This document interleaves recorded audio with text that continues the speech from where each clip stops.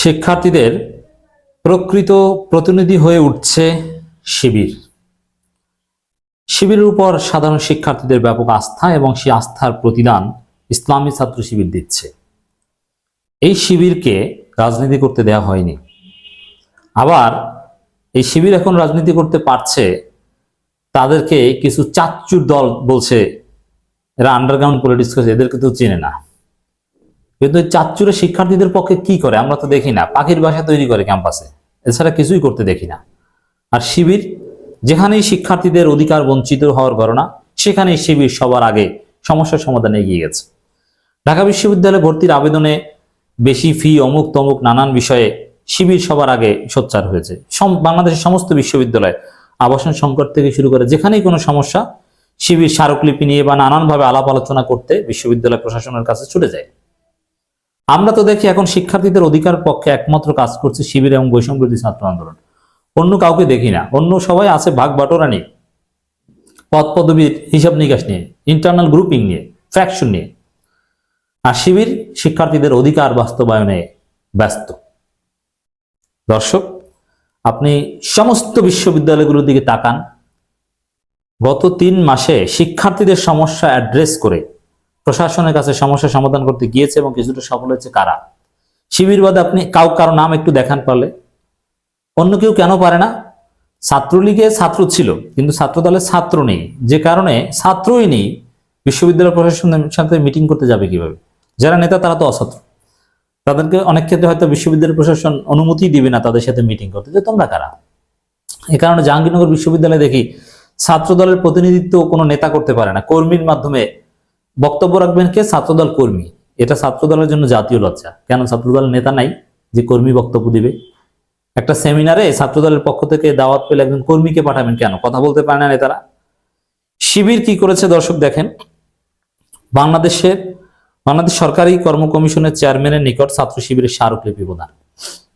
সবার আগে এই যে 47তম বিসিএস বা বিসিএস কেন্দ্রিক যে কিছু জটিলতা, এগুলো নিয়ে শিবির পিএসসির কাছে চলে গিয়েছে, সমস্যা সমাধানের জন্য আলাপ আলোচনা চালিয়ে যাচ্ছে এবং শিবিরকে সবাই এখন ভ্যালু দেয়। শিবিরে এসেছে, আর মানে বিষয়টা দেখতে হবে, যৌক্তিকভাবে বা যথাসম্ভব বিবেচনা করতে হবে। বিসিএস পরীক্ষার নিয়োগে কতিপয় বিষয় পরিবর্তন প্রস্তাবনা সংক্রান্ত এক স্মারকলিপি প্রদান করেছে বাংলাদেশ ইসলামী ছাত্র শিবির। রাজধানীর আগারগাঁও শেরেবাংলা নগরস্থ বাংলাদেশ সরকারি কর্ম কমিশন পিএসসি অফিসে বিসিএস নিয়োগে কতিপয় পরিবর্তন প্রস্তাবনা সংক্রান্ত, বিশেষ করে 47তম বিসিএস নিয়ে জটিলতা আপনারা জানেন। বিষয় নিয়ে ছাত্র শিবিরের কেন্দ্রীয় সাহিত্য সম্পাদক, ঢাকা বিশ্ববিদ্যালয় ইসলামী ছাত্র শিবিরের সাবেক সভাপতি সিবগাতুল্লাহ নেতৃত্বে ছাত্র শিবিরের প্রতিনিধি দল পিএসসি চেয়ারম্যানের হাতে স্মারকলিপি তুলে দেন। অন্যদের মধ্যে উপস্থিত ছিলেন ছাত্র শিবিরের কেন্দ্রীয় প্রকাশনা সম্পাদক আজিজুর রহমান আজাদ, কেন্দ্রীয় প্রচার সম্পাদক সাদেক আবদুল্লাহ, কেন্দ্রীয় এইচআরএম সম্পাদক সাইদুল ইসলাম, কেন্দ্রীয় শিক্ষা সম্পাদক সুহাইল, কেন্দ্রীয় ছাত্র আন্দোলন সম্পাদক আমিরুল ইসলাম, ঢাকা মহানগর পশ্চিম শাখা সভাপতি সালাউদ্দিন মাহমুদ। স্মারকলিপিতে যা উল্লেখ করা হচ্ছে, শিক্ষার্থীরা যা চায়, সাধারণ শিক্ষার্থীদের দাবি দায়া যৌক্তিকভাবেই শিবিরের স্মারকলিপিতে উঠে এসেছে।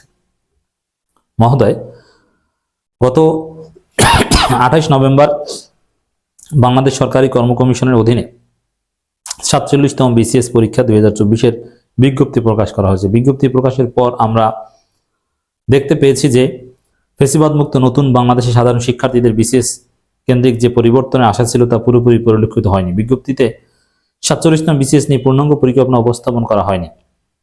কবে নাগাদ প্রিলি অনুষ্ঠিত হতে পারে তার তারিখ স্পষ্ট করে উল্লেখ করা হয়নি। 1 বছরের মধ্যে একটি বিসিএস এর পূর্ণাঙ্গ কার্যক্রম সম্পন্ন করা হবে এমন কোনো বিষয় উল্লেখ করা হয়নি। বিসিএস এর সিলেবাস আধুনিকরণের বিষয়ে কোনো কিছু বলা হয়নি। প্রতিটি শিক্ষার্থীর প্রিলি, রিটেন এবং ভাইভা পরীক্ষার নম্বর প্রকাশ করার কোনো বিধান রাখা হয়নি। লিখিত পরীক্ষার ফলাফল পুনরীক্ষণের কোনো সুযোগ রাখা হয়নি। এছাড়া জুলাই গণঅভ্যুত্থানে প্রায় 3 মাসের বেশি সময় শিক্ষা প্রতিষ্ঠান বন্ধ থাকার কারণে সেশন জট সৃষ্টি হয়েছে। সেশন জটের জন্য একই শিক্ষাবর্ষের হয়েও বিভিন্ন বিশ্ববিদ্যালয়, বিভিন্ন বিভাগ ও ইনস্টিটিউটের শিক্ষার্থীরা বিসিএস পরীক্ষায় অংশগ্রহণ করতে পারবে না। অনেক শিক্ষার্থীকে এই বিষয় নিয়ে হতাশা প্রকাশ করতে দেখা গিয়েছে। তাই আমরা দাবি জানাচ্ছি যে 47তম বিসিএস থেকে পরবর্তী সকল বিসিএস এর জন্য পাবলিক সার্ভিস কমিশন কর্তৃক নিয়োগ ক্যালেন্ডার করতে হবে। জানুয়ারির প্রথম সপ্তাহে সার্কুলার, মার্চের প্রথম সপ্তাহে প্রিলি পরীক্ষা, মার্চের শেষ সপ্তাহে প্রিলি ফলাফল ঘোষণা, জুন মাসের প্রথম সপ্তাহ থেকে লিখিত পরীক্ষা। মানে শিবির নিজেরা যেরকম একেবারে সুশৃঙ্খল, জানুয়ারির 1 তারিখ নতুন কমিটি, 31 ডিসেম্বরের মধ্যে কমিটি গঠন বা সম্মেলন শেষ, ওইরকম। জুন মাসের প্রথম সপ্তাহ থেকে লিখিত পরীক্ষা, সেপ্টেম্বর প্রথম সপ্তাহ থেকে লিখিত ফলাফল, সেপ্টেম্বর শেষ সপ্তাহ থেকে ভাইভা পরীক্ষা, নভেম্বর শেষ সপ্তাহ ফাইনাল পরীক্ষা, জানুয়ারি প্রথম সপ্তাহে কর্মক্ষেত্রে যোগদান। ওই শিবির কমিটির মতো এরকম করতে বলে সত্যি একটা যুগান্তকারী পরিবর্তন হবে। বাংলাদেশে বয়স নিয়ে নানান কিছু জটিলতা কমে যাবে। যে বিসিএস এর পেছনে বছরের পর বছর লেগে থাকে, এটা লাগবে না। 1 বছরে একটা বিসিএস শেষ, এর মানে 30 বছর আগে তার চেষ্টার যা আছে সব শেষ হয়ে যাবে, এরপর আর চেষ্টা করার কিছু থাকবে না। এটা একেবারেই ইউরোপ আমেরিকার মতো গতিশীল একটা ব্যবস্থার প্রেসক্রিপশন শিবির করলো। 2 নন ক্যাডার নিয়োগে বিসিএস এর নিয়োগের 2 মাসের মধ্যে সম্পন্ন করতে হবে, অথচ গেজেট হওয়ারও পরও 6 মাস অপেক্ষা করতে হয় যোগদানের জন্য। কি একটা অবস্থা! আর শিবির কতটা গতিশীল চিন্তা প্রস্তাব। প্রতি পরীক্ষার্থীর প্রিলি, রিটেন ও মৌখিক পরীক্ষার ফলাফল প্রকাশ করা, প্রিলিমিনারি পরীক্ষার উত্তরপত্র প্রকাশ করা, লিখিত পরীক্ষার ক্ষেত্রে পুনরীক্ষণের সুযোগ রাখা। বিভিন্ন বিশ্ববিদ্যালয় 2019-20 সেশনে 47তম বিসিএস অংশগ্রহণ ইচ্ছুক সকলেই যেন পরীক্ষা অংশগ্রহণ করতে পারে, সেজন্য অবতীর্ণ প্রার্থীর যোগ্যতা অর্জনের সময় 31/12/2024 থেকে বাড়িয়ে 28/2/2025 পর্যন্ত করা। আবেদনের সময় 31/12/2024 পর্যন্তই বহাল থাকতে পারে। বাংলাদেশের চাকরি প্রত্যাশীদের কাছে বিসিএস পরীক্ষা উত্তীর্ণ হয়ে সিভিল সার্ভিস কাজ করা অনেক বড় একটি স্বপ্ন। গণঅভ্যুত্থানের পরবর্তী সময়ে সকলের প্রত্যাশা বাংলাদেশ সরকারি কর্ম কমিশন এই বিসিএস পরীক্ষার ক্ষেত্রে সংস্কার আনবে। তো শিবির যেহেতু এখানে হাত দিয়েছে, শিবির প্রস্তাবনা দিয়েছে, শিক্ষার্থীদের প্রতিনিধি হয়ে শিবির কাজ করছে, একটা সুন্দর যৌক্তিক সমাধান হবে, আমরা এই প্রত্যাশা রাখতে পারি। উই ট্রাস্ট ইন ইসলামী ছাত্র শিবির। এবং শিবিরের যে এই মহতী উদ্যোগ, পিএসসির কাছে চলে যাওয়া, স্মারকলিপি দেওয়া, এবং সাধারণ শিক্ষার্থীরা মেধাবী বা বিসিএস উত্তীর্ণ হতে পারবে এমন শিক্ষার্থীরা যা চায় ঠিক ওইটাই তুলে ধরা হয়েছে। দীর্ঘ গবেষণার ফলে এই প্রস্তাবগুলো দেওয়া হয়েছে। সাধারণ শিক্ষার্থীরা বলাবলি করছে, যাক এবার মনে হয় কিছু একটা হবে, শিবির তো গিয়েছে। মানে আসলে ছাত্র বান্ধব, শিক্ষার্থী বান্ধব রাজনীতি কাকে বলে, কত প্রকার কি কি, শিক্ষার্থীদের অধিকার নিয়ে রাজনীতি কত প্রকার কি দেখছেন।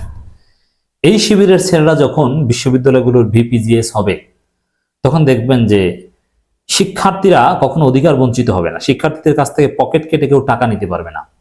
তখন ডিসিশন মেকার হয়ে যাবে শিবিরের ছেলেরা। কারণ ছাত্র সংসদে নির্বাচিত ভিপিজিএস বা এগুলো হতে পারলে তখন বিশ্ববিদ্যালয় বা কলেজের ডিসিশন মেকিং বডির একজন সদস্য হয়ে থাকেন। এর মানে শিক্ষার্থীদের অধিকার বা শিক্ষার্থীদের নিরাপদ ক্যাম্পাস, অধিকার ভিত্তিক ক্যাম্পাস, স্বপ্নের ক্যাম্পাস দেখতে চাইলে, স্বপ্নের শিক্ষার পরিবেশ দেখতে চাইলে ইসলামী ছাত্র শিবিরকে সমর্থন করুন।